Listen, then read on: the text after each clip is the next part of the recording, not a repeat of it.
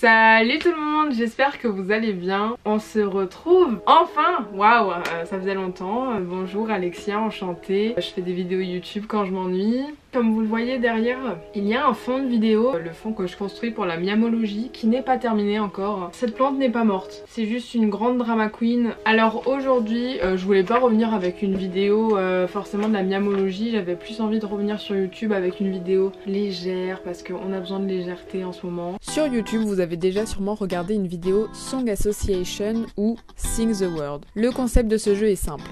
L'artiste invité doit associer le mot donné à une chanson et doit interpréter un extrait de celle-ci. Jupiter, oh.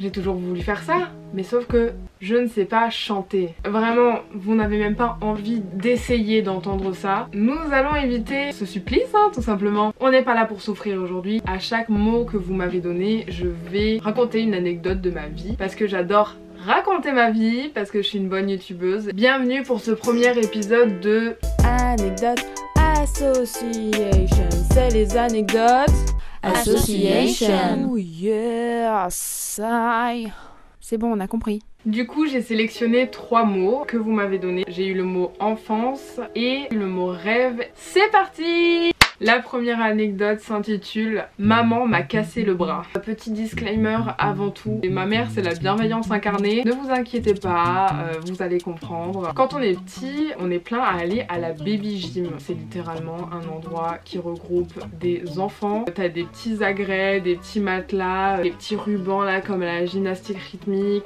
Et tutti quanti, en général quand t'es gosse, t'aimes bien aller à ce genre de choses. C'était une salle de gymnastique. Au fond de la salle, il y avait ces trampolines qui sont insérées dans le sol. Moi à la fin de la séance de baby gym, j'adorais aller sur ces trampolines. Quelque chose que je kiffais, c'était en fait quand juste je m'allongeais sur le trampoline et mes parents ils sautaient et du coup ben moi ça me faisait rebondir. Là les lois de la physique font que nous prenons le mouvement de l'autre. Bref, je vais pas commencer à vous faire un cours de physique. Moi je m'allonge sur le trampoline. En gros j'étais allongée comme ça et ma mère avait les pieds écartés, histoire de pas m'écraser quoi. Elle prenait appui donc de part et d'autre de mon corps. Attendez, il faut que je vous montre à quoi je ressemblais à cette époque là. Oui, j'étais une crevette, donc forcément, dès qu'il y avait un minimum de poids, moi je faisais des bonds, mon gars, waouh! Ma mère commence un peu à rebondir sur le trampoline, et moi bien sûr, mort de rire, ha ha ha, on sautille, on rigole. Et je ne sais pas pourquoi, j'ai décidé de bouger mon bras. Je vous rappelle que ma mère avait ses pieds de part et d'autre de mon corps. Ma mère, elle était en train de sauter quand j'ai glissé mon bras et elle est retombée sur mon bras. Mon bras s'est cassé. Donc là on va à l'hôpital, on fait des radios, la fracture était au niveau de mon avant-bras. Si j'ai encore les radios je vais vous les mettre là. Et après bien évidemment vient la session de mettre un plâtre.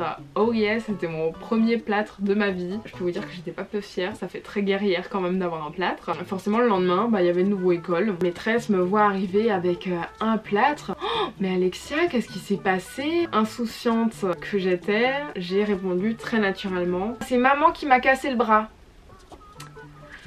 Quand t'es adulte, ça sonne pas de la même façon. La maîtresse était persuadée que voilà, j'étais une enfant maltraitée. Ma mère est venue expliquer que c'était un incident qui s'est passé sur le trampoline à la baby gym. La maîtresse n'a pas porté plainte contre mes parents. Ça me fume comme on est honnête quand on est petit. C'est la vérité mais on voit pas un autre sens à cette phrase. Ma mère m'a pété le bras littéralement. Je peux vous dire qu'elle s'en est beaucoup voulu. J'ai décidé de vous raconter une deuxième anecdote sur l'enfance. Je vais appeler cette anecdote « Malheur à la piscine municipale ».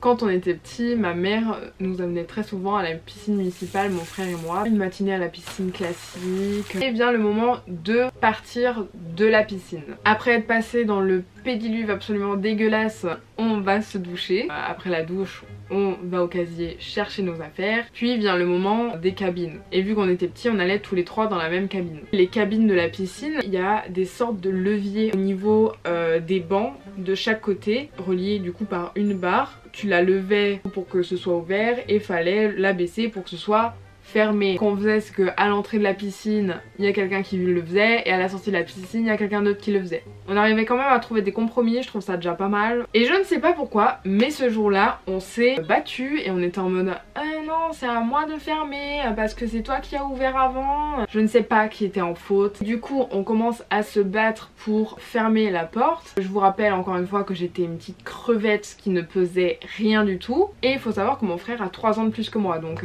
niveau force il gagne. J'avais mon doigt au niveau de la fermeture de la porte. Pendant qu'on se battait, mon frère a réussi à fermer la cabine, sauf que j'avais mon doigt littéralement coincé. J'ai commencé à crier, mon frère a relevé le levier en voyant que sa conne de sœur avait laissé son doigt dans l'encadrement de la porte. Mon doigt commence à pisser le sang et ça coulait et ça coulait. J'avais littéralement un capuchon de peau sur mon doigt. Ça s'était pas décroché, c'était vraiment ouvert comme une petite bouteille et ça pissait le sang. Ma mère a trop saoulé parce que ses enfants quoi.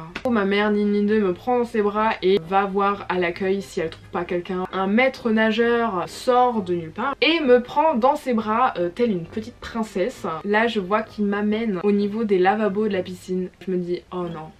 Oh non non non non. Les lavabos publics, c'est soit le jet il fait rien, il te lave même pas les mains, soit le jet il lave toute la pièce quand tu l'allumes. Je vois qu'il choisit bien évidemment le robinet où le jet sort comme un Karcher en fait. Le maître nageur prend ma main et la met sous le jet qui est super fort. Je peux vous dire les gars, j'ai pleuré. Le jet était tellement fort qu'il a nettoyé non pas seulement ma plaie mais toute mon âme avec. Ça faisait tellement mal. Je me rappelle encore très bien de cette douleur. Franchement, je pense que toute la piscine devait se dire il y a un enfant qui est en train de se faire égorger. Ils m'ont mis un bandage à un moment quand même. On a dû s'habiller en vitesse et partir à l'hôpital. Quand j'étais petite, j'aimais bien fréquenter les hôpitaux visiblement et j'ai dû me faire des points de suture. Quand on est arrivé à l'hôpital, ma mère m'a raconté que j'ai été très méchante avec le médecin. Ayant la phobie des aiguilles depuis mon plus jeune âge, voir un mec qui allait me recoudre le doigt, ça me faisait pas plaisir. On va pas être copains toi et moi, pourquoi tu charcutes ma peau comme ça? Si ce médecin passe par là et qu'il se rappelle de ma personne un peu méchante, je m'excuse. Merci de m'avoir recousu le doigt. Après m'avoir recousu le doigt, forcément j'ai eu une cicatrice. J'ai toujours cette cicatrice. Là vous voyez, j'ai toujours un point en fait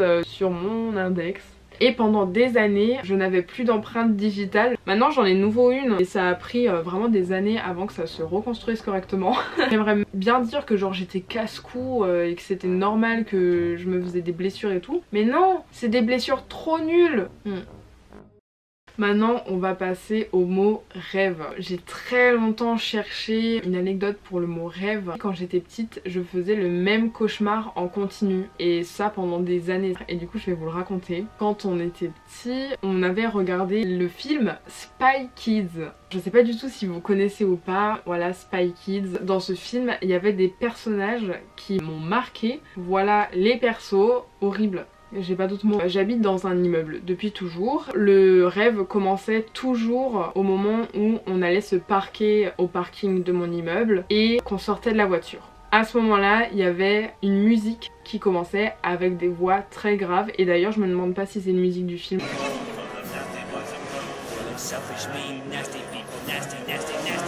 Il y avait cette musique qui commençait au bout de ma rue en gros. On savait que c'était les persos de ce film qui nous voulaient du mal. Je sais pas si vous aussi ça le fait mais dans les cauchemars on n'arrive pas à courir. Tes jambes c'est de la glu, genre ça avance pas, elles sont lourdes, c'est horrible. Le but du rêve c'était vraiment d'échapper à ces monstres et d'arriver le plus vite dans l'appartement, fermé à clé, après on était en sécurité. Du parking jusqu'à l'immeuble il faut un petit peu marcher, la musique devenait de plus en plus forte, les monstres étaient de plus en plus proches et ensuite pour monter chez moi il n'y a pas d'ascenseur, il faut monter 4 étages à pied. La musique s'intensifiait, dès que tu te tournais tu voyais les monstres qui arrivaient de plus en plus vite. Je voyais toute ma famille qui arrivait à monter super vite mais moi j'y arrivais pas. Quasiment à chaque cauchemar j'arrivais jusqu'à l'intérieur de mon appart mais j'avais jamais assez de temps pour refermer la porte. À chaque fois le rêve s'arrêtait au moment où les monstres ouvraient littéralement la porte de mon appart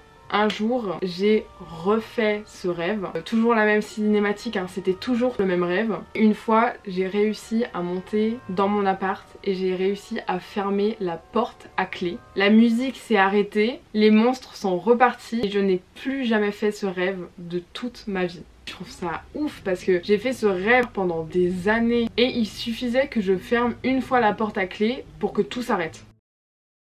Bon bah voilà les gars, j'espère que cette vidéo anecdote avec les mots que vous me proposez vous aura plu. J'espère que vous avez passé un bon moment. N'hésitez pas à me dire dans les commentaires si cette vidéo vous a plu ou à mettre des petits pouces bleus. En tout cas moi j'ai kiffé faire cette vidéo. J'en profite aussi pour vous dire que je vais bientôt reprendre les vidéos de la miamologie. Portez-vous bien, je vous fais plein de gros bisous. Je vous dis à bientôt. Ciao!